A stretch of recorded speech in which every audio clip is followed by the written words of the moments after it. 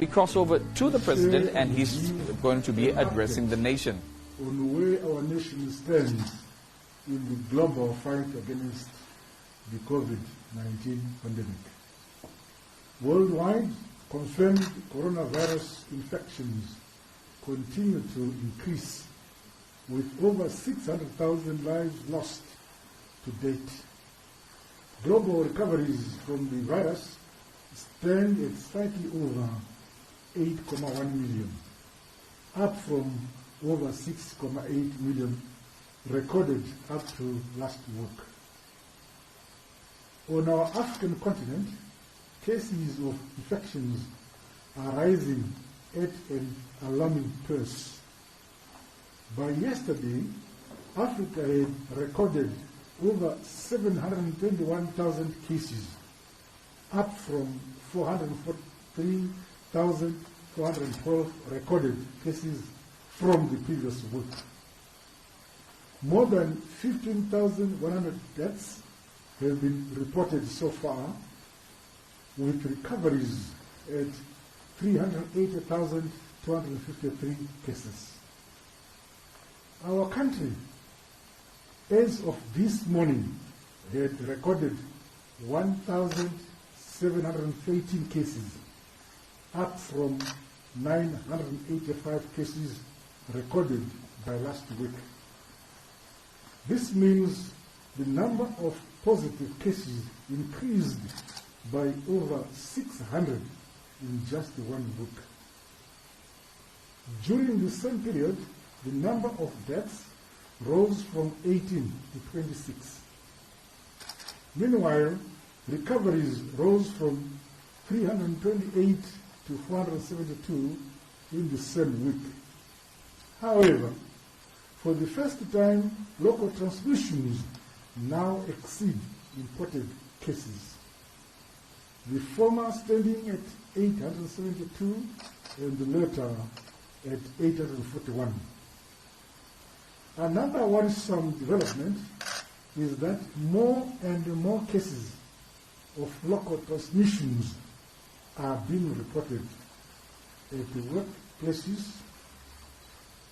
COVID-19 is thus no longer a problem out there, far and beyond our borders.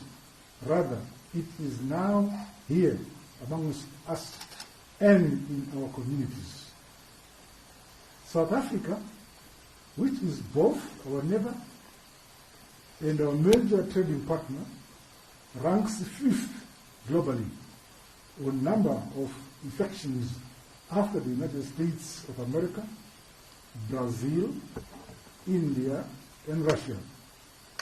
The affinities and intense multi-layered interactions between our two countries mean we have a very serious situation on our doorstep.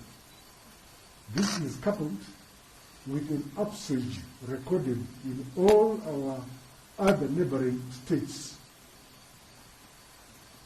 Therefore, this sobering reality means that we can no longer be complacent, and that requires urgent and decisive measures. Fellow Zimbabweans, these urgent and necessary measures will entail curtailing the freedoms we have always enjoyed and had grown accustomed to. From now on, these freedoms stand suspended and deferred in the interest of all of us, indeed in the interest of our children and our nation, which must survive, thrive, and prosper beyond this pandemic. No responsible government places its citizens in harm's way. Hence, my government will do all it can to preserve and protect the right to life.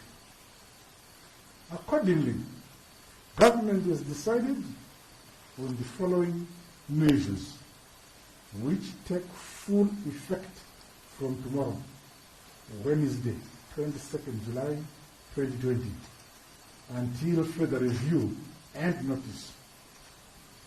1. All non-working sections of our population will be required to stay at home, except for purposes of securing food, water, and health services. Where travel and social contact becomes essential and inevitable, every Zimbabwean should and must uphold the 4 requirements set out by the World Health Organization, which are wearing masks or equivalent protective materials, observing strict standards of hygiene, including the washing of hands or use of sanitizers, mandatory screening in all public spaces and buildings, social distancing in all public places and at all times. With effect from tomorrow, Wednesday, 22nd July 2020, all business premises must operate from 8 o'clock in the morning until 3 o'clock in the afternoon, with the exception of providers of essential services. As of tomorrow, Wednesday, 22nd July 2020, all our security services must enforce a dusk to dawn curfew set to come into force daily between 6 o'clock in the evening and 6 o'clock in the morning. Only essential services are exempt from this curfew.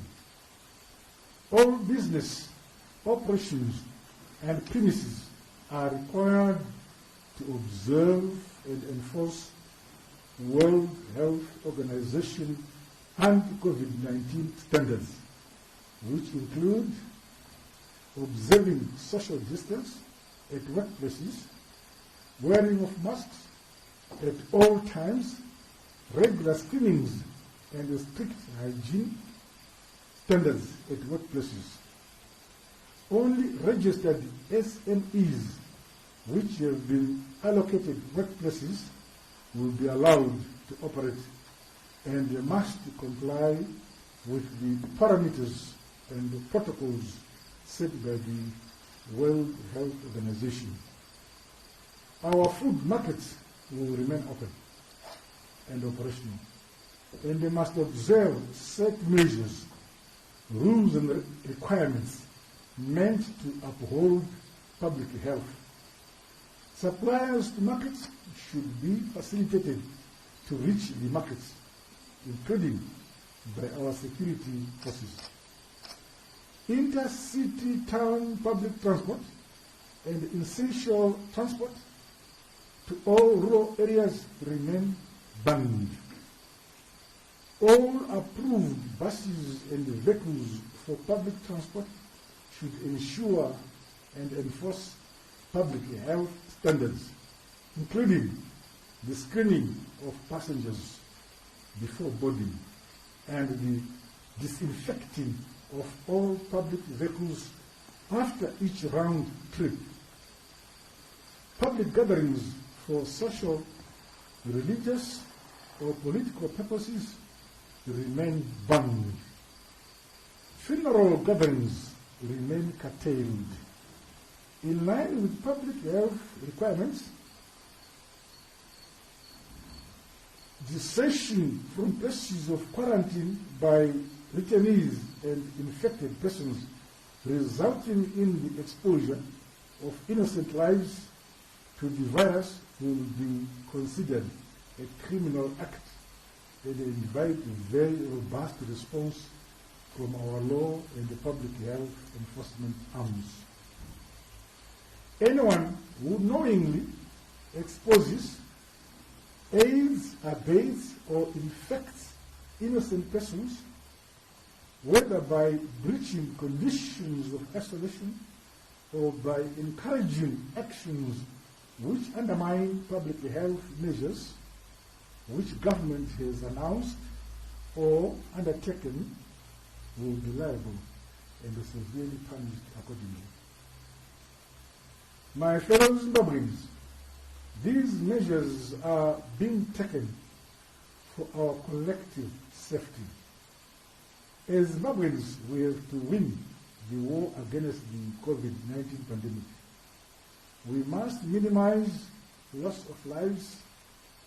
I, as the President, will come back to you to announce the easing of these public health measures once the situation is improved. Let all of us, for now, unreservedly comply with these measures. Together, in unity, love, and a shared sense of responsibility, we shall overcome and save lives, our families, and our nation. God bless Zimbabwe. I thank you.